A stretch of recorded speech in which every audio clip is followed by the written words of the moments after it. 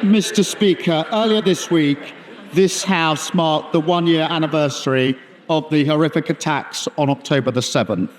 And I take this opportunity to reiterate that the hostages must be released. And I reiterate our call for an immediate ceasefire in Gaza and Lebanon. Mr. Speaker, this week the government will deliver on our promise to the British people of the biggest upgrade to workers' rights in a generation. The Employment Rights Bill will ensure work pays, it'll forge a new partnership with business and reset the dreadful industrial relations that have cost our economy and our NHS so much in recent years. We are also preparing for the International Investment Summit next week, bringing hundreds of global CEOs to the UK and unlocking billions of pounds in investment. Mr. Speaker, this morning I had meetings with ministerial colleagues and others. In addition to my duties in this House, I shall have further such meetings later today. Thank you, Mr. Speaker. The commitment of £400 million in funding for a new hospital at Watford General was one of the many brilliant things of the previous Conservative government. And my good friend, Watford Dean Russell, did. And would have been life-changing as well as life-saving for so many of my constituents. Why is the Prime Minister cancelling this funding commitment and spending billions of pounds giving pay rises to train drivers instead? Prime Minister. Because the promise of 40 new hospitals didn't involve 40, didn't involve hospitals, they weren't new and they weren't funded. Sarah Combs. One minute. The biggest issues in my West Bromwich constituency is poor access to GP services. Our GP satisfaction rate is 15% below the national average. So can I thank the government for their focus on improving this situation and ask the Prime Minister what the government's doing to make sure that everyone in West Bromwich can actually see their GP?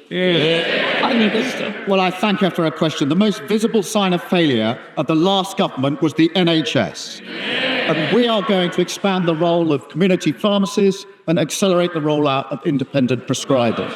We need much more care to be delivered in local communities to spot problems earlier, and we'll train thousands more GPs. We were elected to change the country, and that means getting the NHS back on its feet. And my honourable friend, the Chancellor, will have much more to say about that in the budget, about fixing the foundations of our economy so we can put money in people's pockets, fix our public services, and rebuild Britain. Leader of the Opposition, Rishi Sunak. Mr. Speaker, tomorrow the government will publish their anticipated changes to employment law. Given the weekend's events, when did the Prime Minister first become a convert to fire and rehire? Minister. Well, I'm very pleased and proud that tomorrow we will publish the bill which will be the biggest upgrade of workers' rights in a generation. And that'll do two things, Mr. Speaker. Firstly, it will give people basic dignity at work. And secondly, it will help grow our economy, something that the last government absolutely failed on for 14 long years. The Opposition. Well, Mr. Speaker, when he talks about security at work, once again, it's one rule for him and another rule for everyone else. But I know that not everything or everyone has survived his first 100 days in government.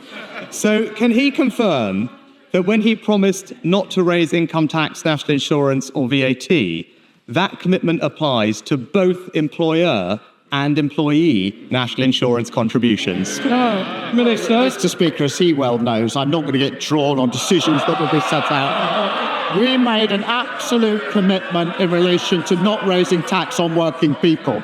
He, of course, was the expert on raising taxes. And what did we get in return for it? We got a broken economy, broken public services, and a £22 billion black hole in the economy. We're here to stabilise the economy, and we will do so. Leader of the Opposition. Mr. Speaker, I don't think even Lord Ali is buying any of that nonsense. But I'm not asking. Mr. Speaker, I'm not asking about the budget. I'm not asking about the budget. I'm asking specifically. I'm asking specifically about the promise he made to the British people. So let me ask him again, just to clarify his own promise. Does his commitment not to raise national insurance apply to both employee and employer national insurance contributions? We set out our promises in our manifesto. We returned with a huge majority to change the country for the better. And I stick to my promises in the manifesto. But I notice it's question 3, and it hasn't yet welcomed the investment into this country. We've had in recent months £8 billion from Amazon for jobs across the country, £10 billion from Blackstone's jobs across the northeast, £22 billion on carbon capture jobs in the northeast and the northwest. 500 million, Mr. Speaker, for UK buses in Northern Ireland. While we're investing in our economy, what are they doing? They're arguing about whether to scrap maternity pay. The Leader of the Opposition. Well, Mr. Speaker, I'm very happy to welcome investments that this government negotiated, but when it comes to his answer on tax, Mr. Speaker, businesses across the country would have found his answer just about as reassuring as Sue Gray did when he promised to protect her job, Mr. Speaker. So let me turn. It's no wonder confidence is plummeting on his watch, which you didn't mention. But turning to another commitment, before the election, his Chancellor said changing the debt target in the fiscal rules would be tantamount to fiddling the figures. Does he still agree with the Chancellor? Prime Minister. This is literally the man who was in charge of the economy. 14 years they crashed the economy. And what did they leave? A £22 billion black hole in the economy. Unlike them, we won't walk past it, we will fix it, and it's only because we're stabilising the economy that we are getting the investment into this country. But I still notice he hasn't really talked about that investment. We're powering ahead with clean British energy. We're changing the rules to build 1.5 million homes and returning railways to public ownership. And they've got nothing to say about any of this. Prime Minister. Mr. Speaker, on debt, we left them the second lowest debt in the G7, Mr. Speaker. And as the Institute of Fiscal Studies have said... Order. I will hear the Leader of the Opposition. That's it. Mr. Speaker, as the Institute of Fiscal Studies have said, it's hard to escape the suspicion that the government is attracted to this change because it would allow for significantly more borrowing. Now, his Chancellor previously said that this change, and I quote her words, would be fiddling the figures. So it is a simple question. Does he still agree with the Chancellor? Prime Minister. I see it's back to his old script. They've never had it so good. That didn't work so well at the election part. I had the time to change that. I'm not going to get drawn on issues for the budget, just as he would when he was standing at this dispatch box. But meanwhile, we're investing, we're building the NHS fit for the future, back on its feet, better opportunities for young people and protections at work. After 14 years of Tory failure, we're giving the country its future back. And that's the difference that Labour delivers.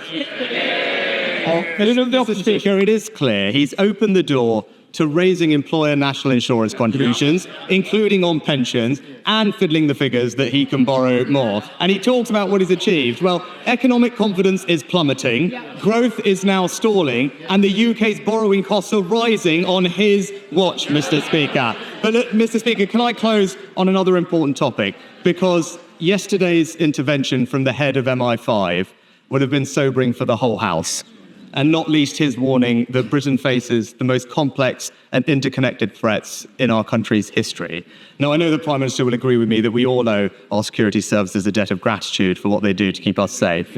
But can the Prime Minister confirm that the forthcoming terrorism bill will give our security services the powers they need to tackle evolving threats? And I can assure him of our constructive support on these vital questions of national security in the same spirit that he provided that support to me.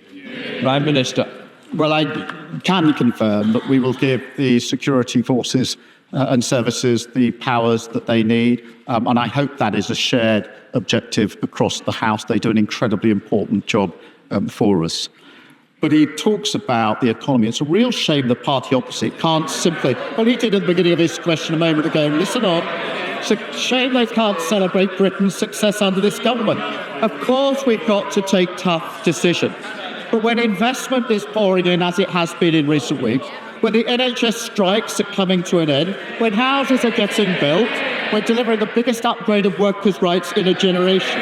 It's time for them to accept that we're fixing the foundations. So whilst they fight amongst themselves in the comfort zone of unfunded promises, threatening to scrap the minimum wage, we're going to get on with the job of clearing up the mess that they made and fighting a better country that people are crying out for. Adam Jogi. Thank you, Mr. Speaker. Mr. Speaker, cancer is hard on the patient and it's hard on their families, as my family knows all too well this year.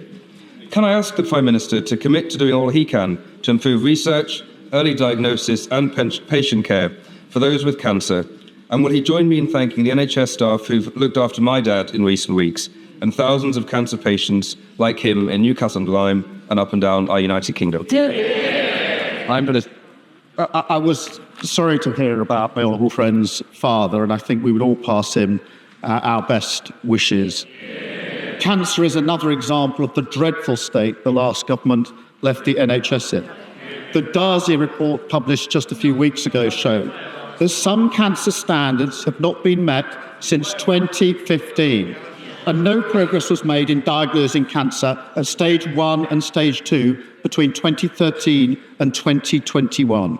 So I'm really pleased that we've just announced £6.4 million research network developing new AI software to identify cancer early.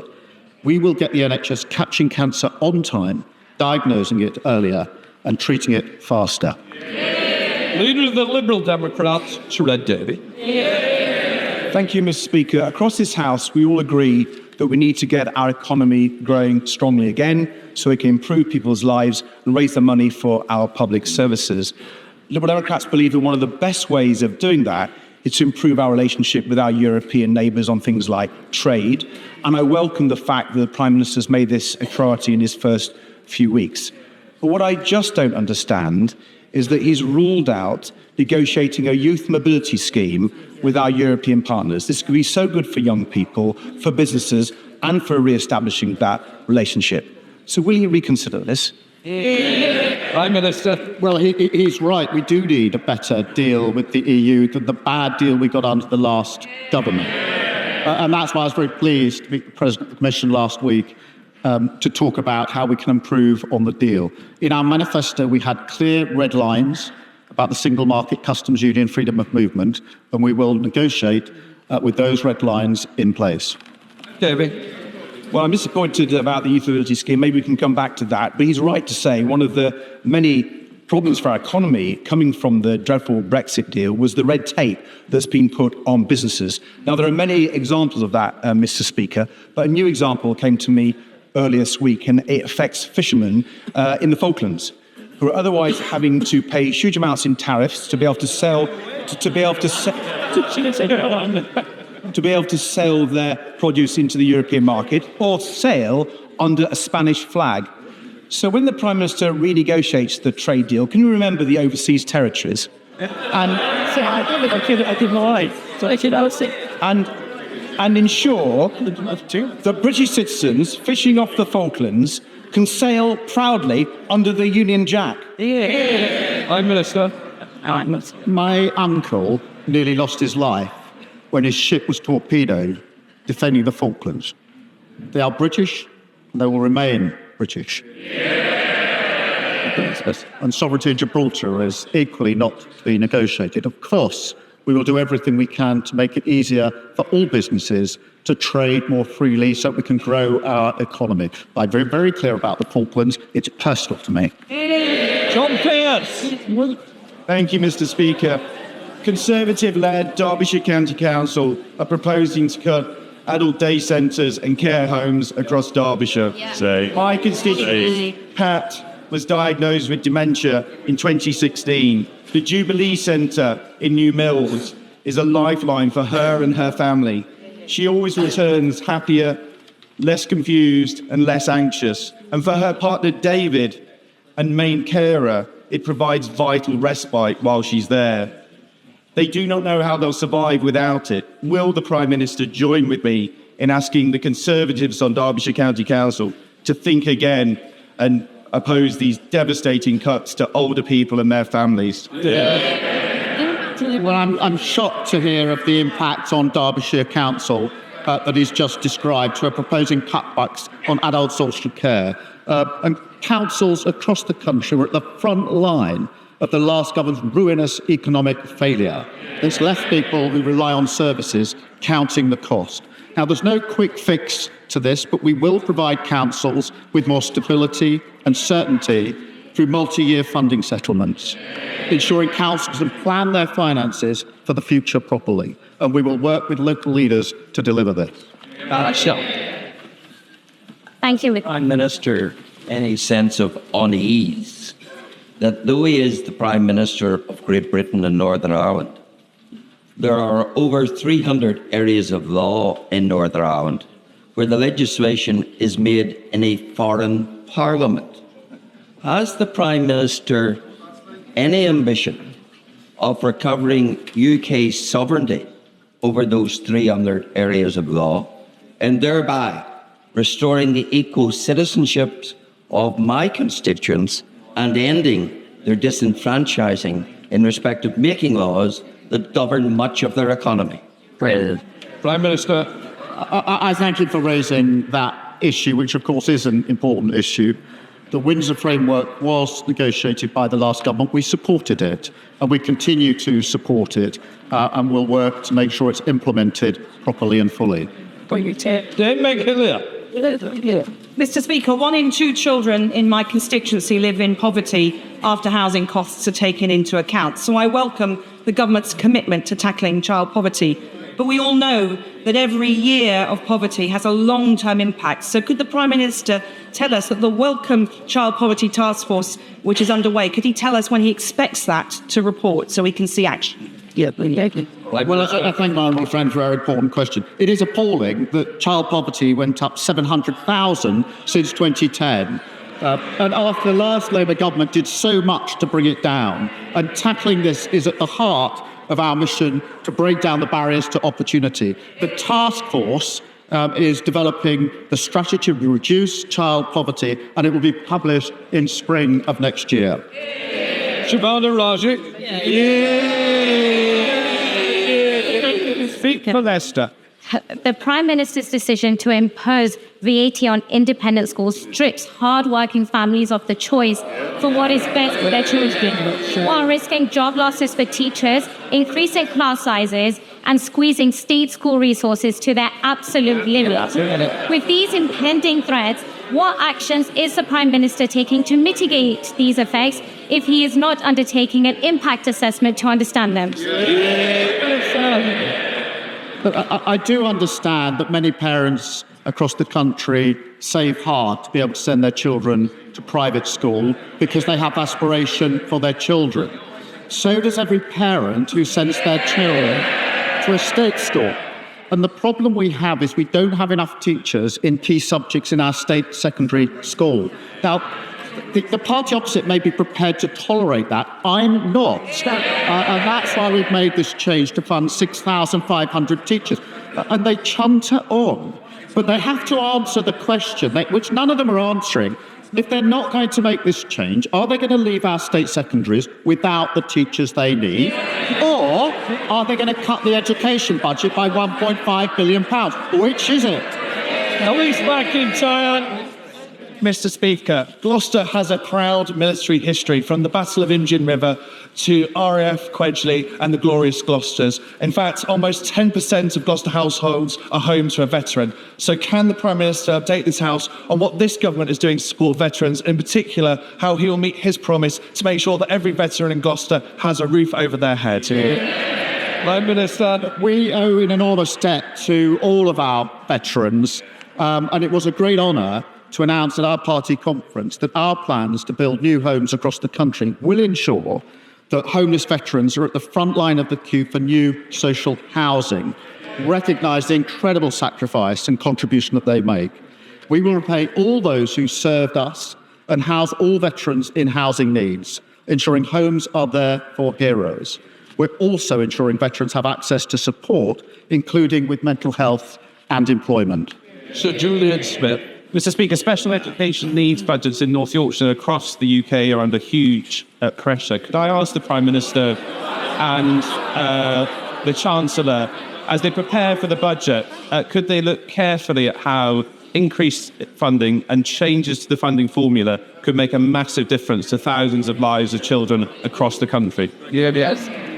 I'm grateful to the honourable member for raising this issue, which is of real concern across the country to many parents who are concerned about the provision.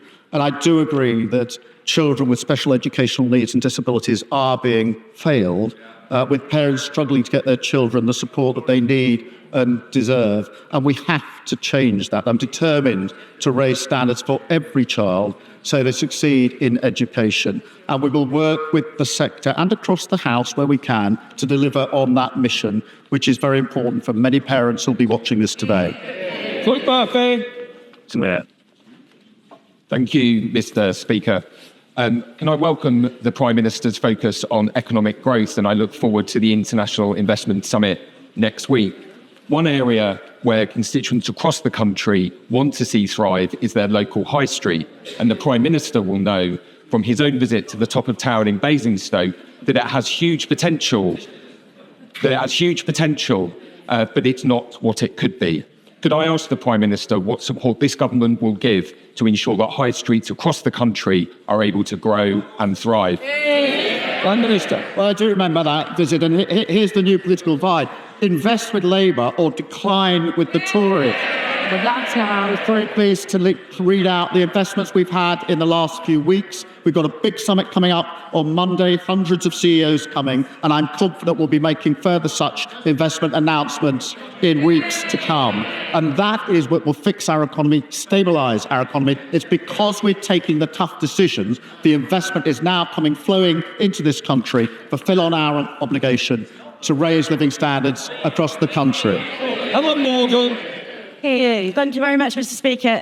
The A483 runs through my constituency from Llanymynech to Oswestry, and it's one of the busiest and most dangerous roads in the constituency. And National Highways say that the crossroads at Llywelyn is the worst accident black spot in the Midlands.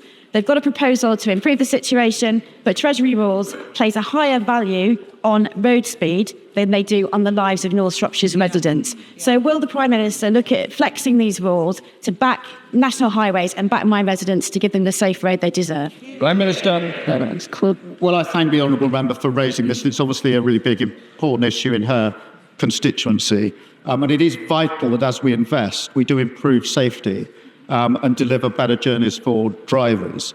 National Highways, I think, is continuing to study the case for safety improvements to the A483 and will continue to do so. Decisions, as she probably knows, will be set out under the third road investment strategy. And I know that the Roads Minister will have heard her representations, and I'm sure will agree to a meeting if that is what she'd like. Phil Brickle. That's convenient. St Hospice provides vital services to individuals with life-limiting conditions.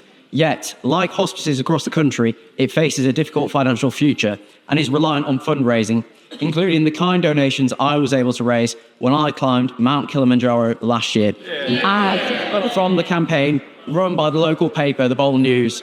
Can the Prime Minister tell me what steps he is taking to ensure hospices like the one in Bolton are put on a sustainable financial footing?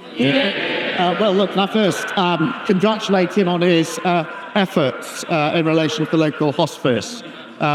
We want everyone to have access to high-quality care and end-of-life care. And that is why we require all local NHS bodies to commission services from hospices to meet the needs of their local populations.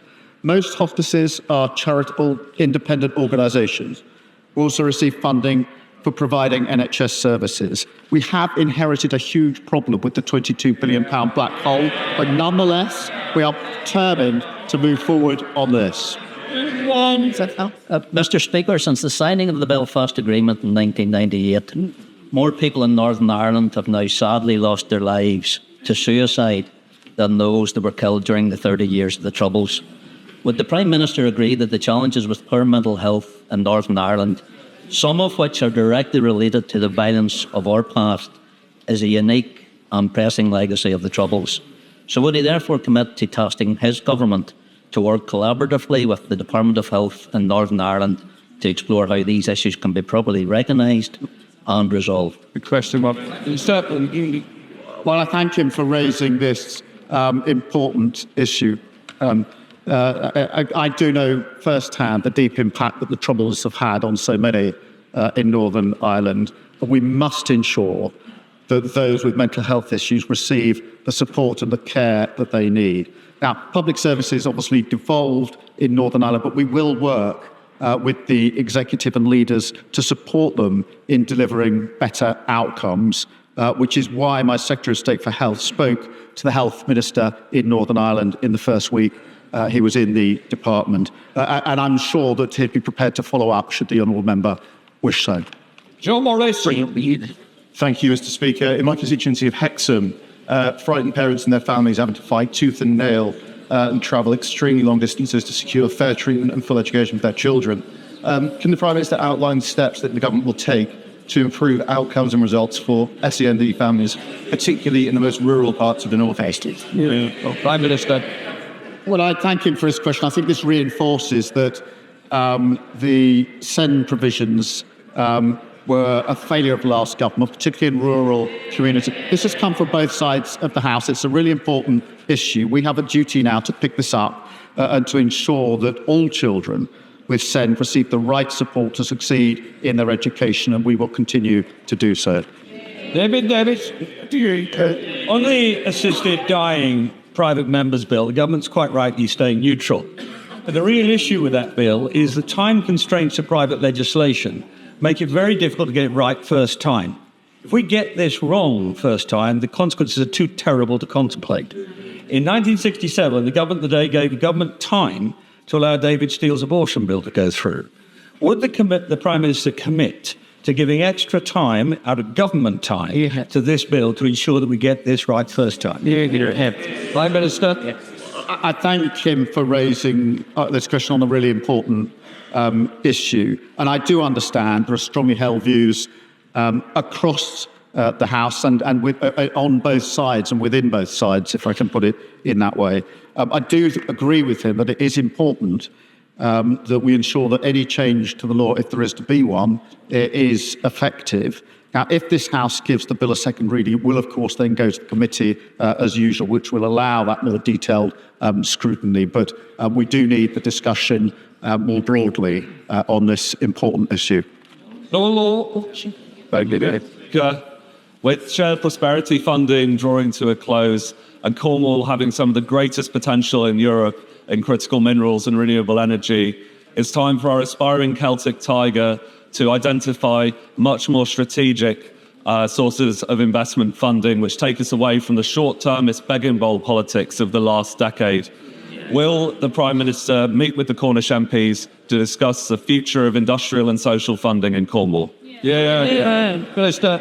Well, my honourable friend is a proud Cornish MP and is absolutely right that economic growth must be spread across the country. It cannot simply be focused in the southeast and London. And he'll have seen today, no doubt, the Floating Offshore Wind Task Force report, which sets out that the UK's industry can support tens of thousands of jobs, including huge opportunities, job opportunities in the southwest. And I will ensure that a meeting is arranged with him, with the appropriate minister. When did Chamberlain? These plans are aware of this paediatric condition that affects thousands of children potentially across the UK. I first raised it in this chamber 18 months ago when I heard about the devastating impact from a constituent. Does the Prime Minister agree with me that it should not be for a charity to fund the pathway analysis and research that is needed to ensure that people and children get the support that they need? And will he help facilitate a meeting for me with the charity and the Department for Health? Prime Minister. Well, can I first thank her for raising this important issue and reminding the House of the impact that it has. And certainly, I think I can arrange that meeting so we can take that further forward. Thank you. Very Kelly forward. Okay, Mr. Speaker. Constituents in the City of Durham are anxious about the financial situation at Durham County Council. The Tories' unfair funding formula has seen essential public services hollowed out, such as social care, whilst the demand is increasing. So what assurances can the Prime Minister give me that essential services will be restored and that a new funding formula will be genuinely a fair one, focusing on the needs of my constituents, especially the most vulnerable? Prime Minister. Well, she highlights yet another failing of the last government, because successive years of underfunding have left councils experiencing significant budget pressures, and that's felt by constituents and residents and individuals across the country.